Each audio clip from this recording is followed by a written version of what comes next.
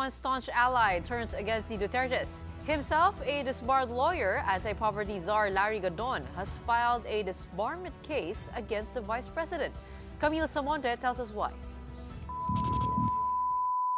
Ninyong lahat, Martin Romualdez, Lisa Marcos, Bongbong Marcos. The language of VP Sara is just one of the reasons why Presidential Advisor for Poverty Alleviation Larry Gadon wants to strip off the right to practice law. For Gadon, Sara's insults and tirades should not be condoned, especially when she went on to threaten the lives of President Bongbong Marcos Jr., his wife Liza, and his cousin House Speaker Martin Romualdez.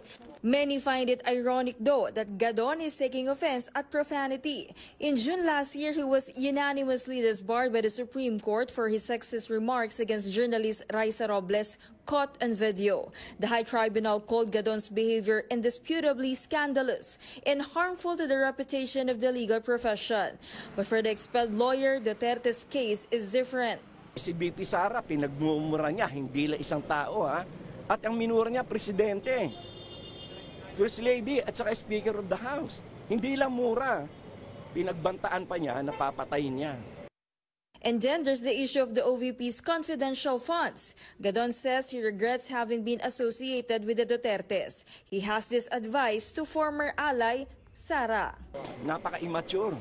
Kulang na kulang sa statesmanship. At saka hindi siya nag-aaral. Basta na lang siya nagsasalita. Mag-resign siya. Dahil sinisiguro ko, siguradong sigurado ako na sa next Congress, siya ay i-impeach.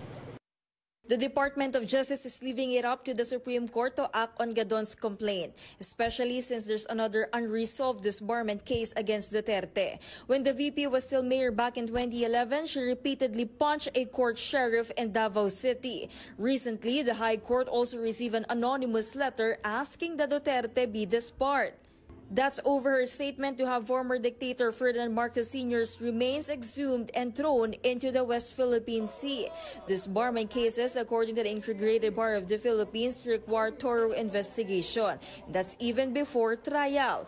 The IBP has a board of investigators mandated by the Supreme Court to scrutinize these complaints. One basis in a disbarment case is violation of the Code of Professional Responsibility and Accountability. Sinabi na po ng Korte Suprema na ang pagiging lawyer ay isang privilege, isang pribilehiyo. Hindi karapatan, kundi isang privilege. Isang pribilehiyo lamang. Ibig sabihin ng Korte Suprema dyan, maaari nilang bawiin ang pagiging lawyer ng isang tao. Kung sa tingin nila, ang isang lawyer ay hindi na sumusunod sa code.